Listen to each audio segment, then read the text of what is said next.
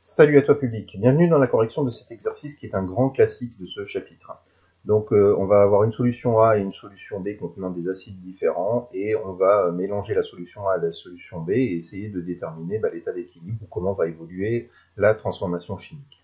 Alors dans le premier bécher, la solution A, elle contient de l'acide éthanoïque à une concentration apportée de 1,2 mol par litre et ça va se conjuguer de l'éthanoate de sodium à une concentration apportée de 1,3 mol par litre. Alors, évidemment, dans ce premier bécher, il va y avoir un état d'équilibre. Les concentrations à la fin, lorsque l'état d'équilibre dynamique sera atteint, ne seront plus pour l'acide éthanoïque de 1,2 et pour l'éthanoate de sodium de 1,3. Il va s'établir un certain équilibre. Ça, c'est la différence entre la concentration apportée, ce qui est à l'état initial, et la concentration effective dans ton bécher lorsque l'état d'équilibre sera atteint. On nous donne que le pH de cette solution est de 3,8. On nous fournit le pK de ce couple acide-base à 4,7.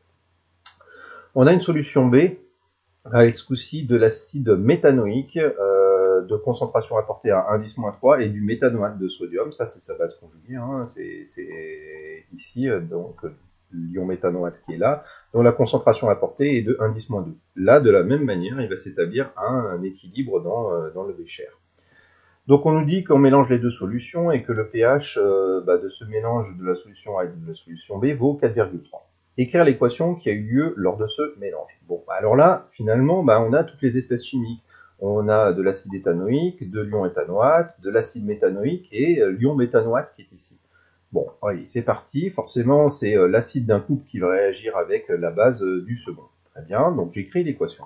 Et là, tu vas me dire, ok, pourquoi est-ce que c'est pas l'acide méthanoïque ici qui a réagi avec l'ion éthanoate? Pourquoi est-ce que j'ai mis l'acide éthanoïque à gauche, l'ion éthanoate à gauche et pas l'inverse? Pourquoi je les ai pas mis à droite dans l'égalité?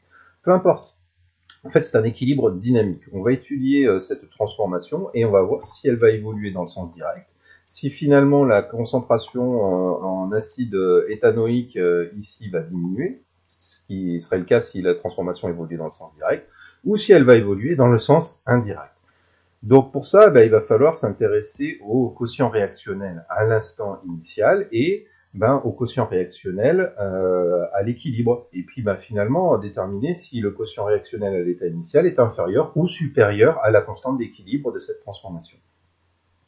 Alors on y va sur la première question, calculer les rapports, les ratios de concentration.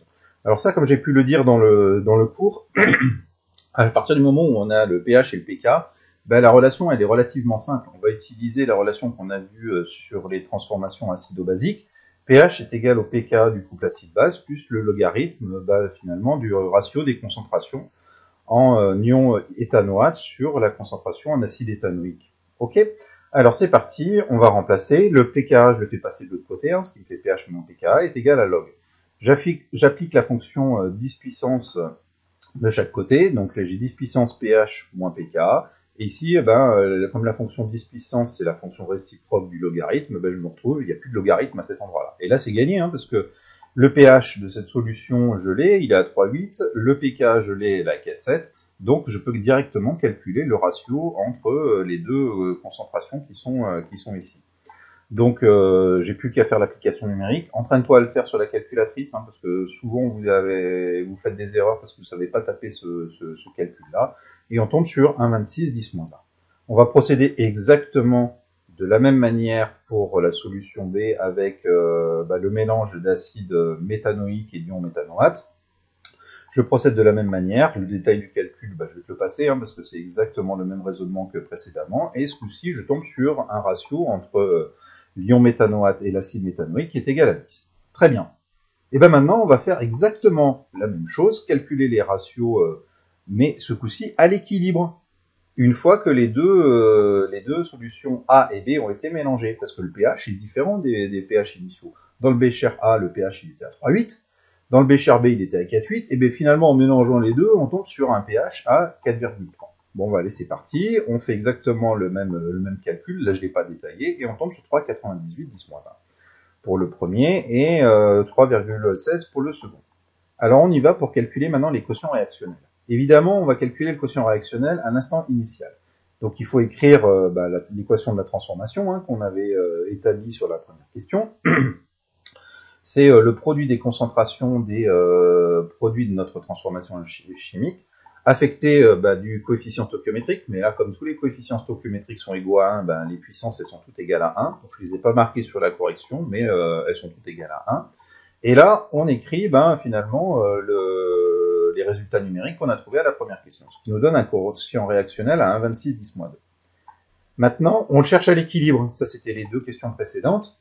On fait le même ratio avec les résultats numériques qu'on a trouvés sur la question précédente et on tombe sur 1,26 10-1. Donc, c'est-à-dire que le quotient réactionnel à l'équilibre est supérieur au quotient réactionnel à l'instant initial. Donc ça va nous permettre de déterminer comment a évolué la transformation chimique lorsque j'ai mélangé le Bécher A avec le Bécher B. Comme le quotient réactionnel est inférieur à la constante d'équilibre, au quotient réactionnel à l'équilibre, ça veut dire que la transformation a évolué dans le sens direct, c'est-à-dire que des ions de l'acide éthanoïque s'est transformé en ion éthanoate et que des ions méthanoates se sont transformés en acide méthanoïque. Voilà comment finalement à partir de cette lecture de pH, on arrive à déterminer le sens d'évolution d'une transformation chimique à partir de la constante d'équilibre. Voilà, écoute, j'espère que cette correction t'aura aidé et puis je te dis à très bientôt sur la chaîne.